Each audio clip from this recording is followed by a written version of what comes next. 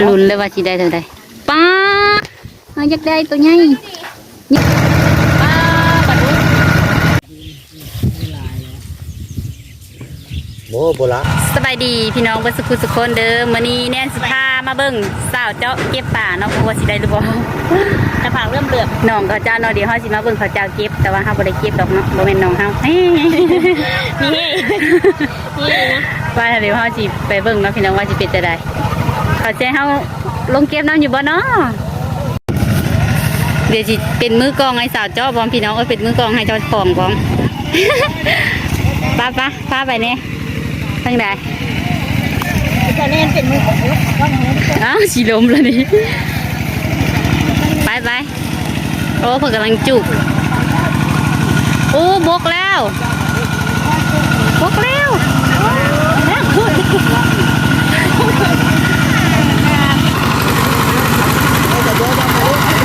นี่บอลเพิ่นเอาน้ำขึ้นมาเนาะต่อใหญ่ๆน้ำทะเลบกกันพี่น้อยน้ำยังไหลขนาดเลยกูมานั่งเขาป้าคือสีโดนเบอร์สีบกไงโอ้พี่น้องปลาบื้นเห็นไหมคะน้ำสีบกแล้วเพิ่นลอยลงล่างอยู่เนาะเป็นบริโภคปลามาลอยลูกล่างเลยน้องเป็นตะซุ่งมีป่าหลายเนาะสลามนะใส่ครับผมทางนั้นหันนั่งท่าน้ำบกป่าสบายที่พี่น้องหลายเนาะตอนนี้บุ้งมามีคนเดียว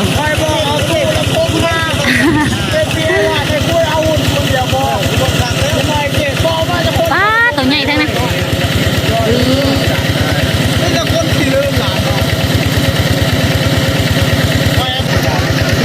ยอดหนอง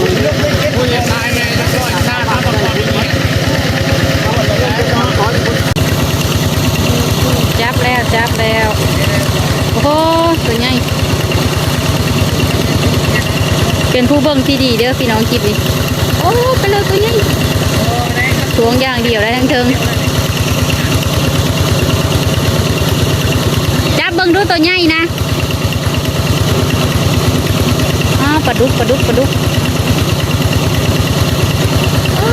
ทางไหนปลาดุกวะโยใหญ่แท้นี่แต่ปลาดุกตัวใหญ่ปลาดุกหน้าลงไปแล้วล่าสุดผู้เก็บของเฮามีเหลือผู้เดียวเนาะป้าตัวใหญ่ปลาอย่างดีปากป้าขนาดไรโอ้ปากพี่น้องตัวใหญ่ๆตอนนี้ปลาข้อจะมารีอยู่ใส่เนาะตอนนั้นเห็นอยู่ตัวใหญ่ๆมันสิเข้าป่าทั้งคนละเนาะเข้าป่าเลยตอนนี้กำลังเร่งเครื่องขึ้นให้มันบกไวๆนะโอ้ปลาดุกใส่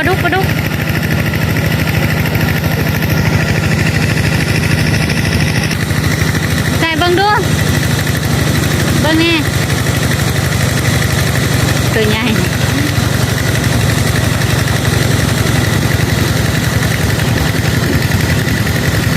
มีผู้มาเก็บเพิ่มอีกผู้หนึ่งเดี๋ยวผู้ที่สองกับผู้ที่สามตามหน้าเนาะจากจอสิลงงมกันวะนี่กระต้องมีสวิงอยู่บ้างรู้บุแล้วเชื่อได้ลูกไปลูกมาอยู่นี่นะมีอันเดียวเหรอ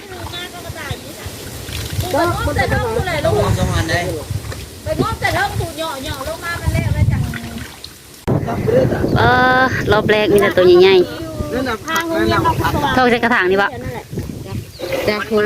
จะเล็กมาบ่ปะอยู่จักมันอยากหลดลงมากระถางมาใส่ปลาโอ้ยว่าได้ตัวใหญ่ดิ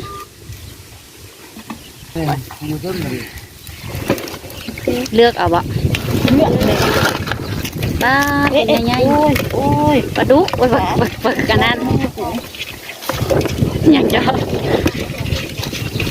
ก็ถวยด้วยมาจากปลาดุก อ๋อปลาดุกตัวใหญ่ๆเนาะ ปลา อ้าวปลาดุกนี่เป็นการรับประทานเนาะเบิ่งกล้องเอาทุกคน ไปเนี่ยเยอะมาไปเนี่ย ภาพเบื้องหลังของ เจ้า สาวแนนเนาะทุกคนจะเป็นประมาณนี้ เอาแต่ปลาดุกก็ลงไป อ นั่ อน กไป นะ ปลาดุกก็ มั ขาน ด มี นี่ โป้เลย คิดเขาจะเฉาะมาใส่ก็ เบื้องหลังเจ้าฮะกระถางอันนี้ใช่บ่ได้บ่เขาจะใส่ป่าบ่ อีเมจับ แต่ปลาดุกเลยลุ้นเนอะไม่ได้ตัว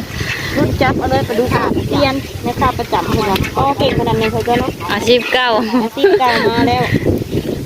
แต่เจ้าก็จับได้อยู่เนาะบางตัว เอามาคอเลยลงมา ใส่ตัวใหญ่นะ เก่งไหมล่ะซ้ำกับอ่ะ โอ้เราเห็นตัวในแล้วพู ย่างกายขวดใส่ พูเสื้อแดงพูโอ้ยตัวน้อย เอาได้ที่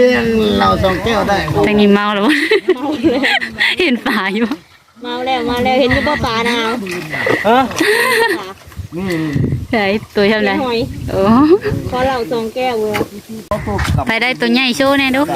ตำที่โต๊ะบอกเลยมาดูปลาคอมาดู โอเคเบอร์ละเนาะป่าตัวใหญ่ตัวนะคะเข้าไปตั้งน้ำมันลุ้นเลยว่าสิได้เท่าใดป้าเอาอยากได้ตัวใหญ่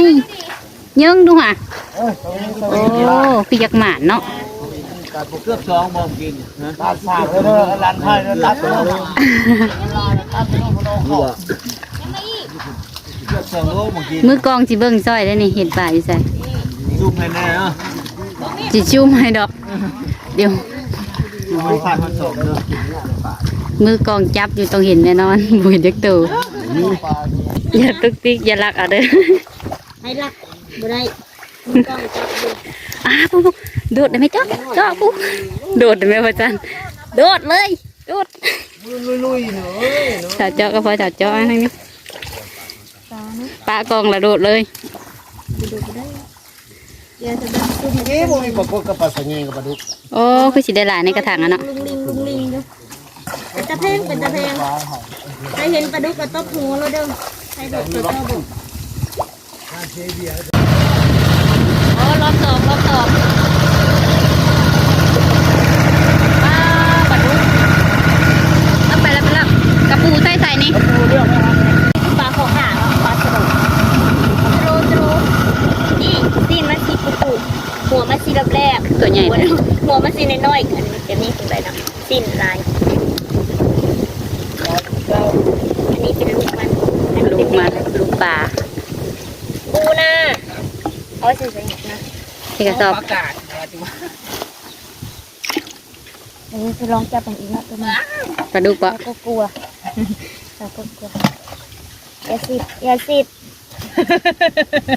อย่าสิ อันนี้ปลาขยานตัวใหญ่ขนาด เอากระปูนไป อันนี้ใส่ปลาเข่ง ใครเคยเห็นปลากระหมก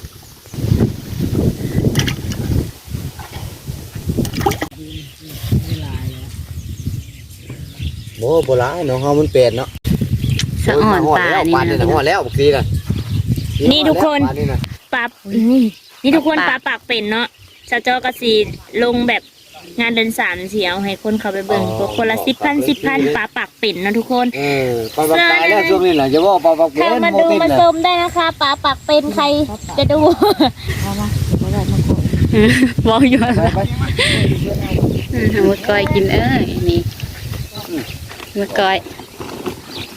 โอ้ยเป็นอันเดี๋ยวนี้นะเอาหูลงแล้ว ไม่แววรบเอ้าปลาคอใหญ่ปลาคอใหญ่ ปืนเลยจอย มาอีกแล้วเกลหน้าดี แม่นถ้าเบิ่งเพิ่นเอามาทอกรอบที่ สองคนเหมาะ รอบที่3,000ไปไวไปคิดว่านั่นทุกคน ปลาคอใหญ่บ่ เราพวกกิ๊บของทหารเลยเอาไว้อันเอาทำเสียเมื่อปลากระปูน่ะโอ้ยว่าจะไปเสียกระแตกอยู่ เข้ากระแตกคืน เด็กปลาคอใหญ่ เฉพาะกินหมู กระ อิ่ แตก ม บ่ได้แซวกระแต อ้าก วบ่ร้อนจ้ะ เดี๋ยวดูนะ บ่ร้อนจ้ะ ปลาดุกหันเด้อหันในปากค่ะ เอาออกเบิดแล้ว ปากนั่งหันโอ้ปลาเนี่ย โอ้ตัวเขานะตัวนี้นะเจาะ จับอยู่จ้ะตามตาแม่แล้ว กระจายแน่ เห็ดดูคือราม มันคือดื้อตอนสวยเนาะน้องเจ้าของก็จะกิน โอ้ยกินเลยเนาะ เบิ่งรอบ ปีแล้วจะหนีบแล้ว บักอันนี้เขาหลุด มันหมดลง เขาปานดุกเดี๋ยวว่าเขาหลุด ปานนี่จ่อยบืนน่ะปานเนี่ย ปลาดุกวะโอ้นี่เด็ดปลาน้อยรอบสุดท้าย อีว้าวปลาดุก มาไกลหลายบ่เห็น หน้านางไฟก่อนนะจีกระปูมากินหรือเปล่าเอ้ย สาวจอจับปลาดุก จีกระปูมากินหรือเปล่า เก่ง ฮะบ่นะจีกระปูเนาะจะกิน ๆอันนี้กองคาเดอร์อันนี้กองสาวจอ เฮ็ดลูกน้าสิล่างปลานี่พาไปเฮ็ดปลาดุกเจ้านะ กล้วยเอากระปู ตูลึงกับเติมข้างนอกเป็นตะปีเนาะ พวกหันป้ามันก่อน มาแล้วใส่เบิ่งดู โอคิด มันในเงี้ยง โอคิดมิจะเอาปั๊มนี่ไปตั้งน้อง อัน เขา นี้ เลย ปลา นะ ตัวน้อย จูดน้องเขาเด้อบืน ข้อได้ไหมข้อแล้วก็ไปตั้งไว้ได้ไหม พ่อแม่ เก็บ ข้อแล้วก็ปั๊บไปตั้งไว้น้องหามไป ไปตั้งตัวนั้นได้ก่อน เยอะแยะมากเลย งูเหยียบหัวงูไว้พุ่นนะ เอาไปมันถึงจังหวะได้เลย ตก อย่าไปตัวน้องสาได้มาดูเราอย่าว่าได้ดูเราจักนะ สรุปปลาของเฮาอยู่ในถังนี่บ่เห็น มึ บ่ ง กล้า เอา นะ ภาพนี่นะ ฮะ เอาแล้วภาพนี่นะ เอายาน เก็บค่อยๆแน่ เอาแล้ว เก็บ ภา ภา พ พเนี่ยค่อย อ แน่ ยากยานเด็กอยากถ่ายในยานเนี่ยได้แล้ว เก็บภาพเนี่ยค่อยแน่ เอ้ย ได้แล้ววันนี้ ยานบ่แล้ว ค่อยแน่ ข้อปลาเก็บ ต้องน้ำ ปิดลงมา เซโนยืนเข้า เปลี่ยนแล้ว ถามเพิ่นได้เด้อ เดี๋ยวเราซีดูหัว เจ้า ตรงนี้เลยเนาะ เจ้าสาวลาวเจ้าชาย บ่เรื่องปลาอยู่ในน้องเขาก็บ่ได้บอก น้องเจ้า บ่ได้ไปได้งูดินะ จ้อยน้องจ้อย ได้โตนี่ว่าสิไว้ให้อัน อันนี้คือถังเนี่ย ทีมงานตะเกียบ อามาสาวเจ้าสิกินเหล้าบัดนี้เราข่าวเซโนมึงดูโปรโมทก็เด้อเราข่าวเซโนมาอยู่อันนาวาง เลือดปากแตกอยู่ มานี่เอาคนให้เอามา บุปลา นี่เพิ่นเอามาลงเลยกับบาด จวด เออแรก บ่เห็นเนาะ โอ้ยแรกก็แรกหมอย ชาได้นี่ ค่าน้ำก็เลยบ่เห็นแถมมีแต่ตัวใหญ่ๆตัวใหญ่ ได้เดี๋ยวเป็นลังเลยมึงน่ะโอ้สมมันอย่างนี้บ่แล้วเด้อบ่แล้วเด้อ แกบอก กล้วย ได้หลายอยู่เด้อ บุญลงไปเด้อเบี้ยตัวเด้อตัวบ่ลงนองนั่น น้องป๋านะ เอาปะโกไว้ว่าต่างหากบ่เคียงไว้ต่างหากบ่เฮาหนองเฮาบ่ได้ไปอะไรนี้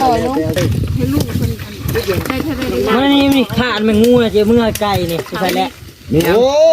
คุณเอาไปแล้วกับงูข้างหลังเนี่ยน้องเอาไปแล้ว มึงเอาไก่มันนัว มาเอาตัวหาโปไว้อยู่ไหนโลน่ะดูงูนี่นี่น่า โอ้ ไว้ที่ ปลา ลง เข่งนะ โอ้ ตู้นี่ไม่ได้คืนพ่อเลย เจ้ากระปูเก็บบ้างไหม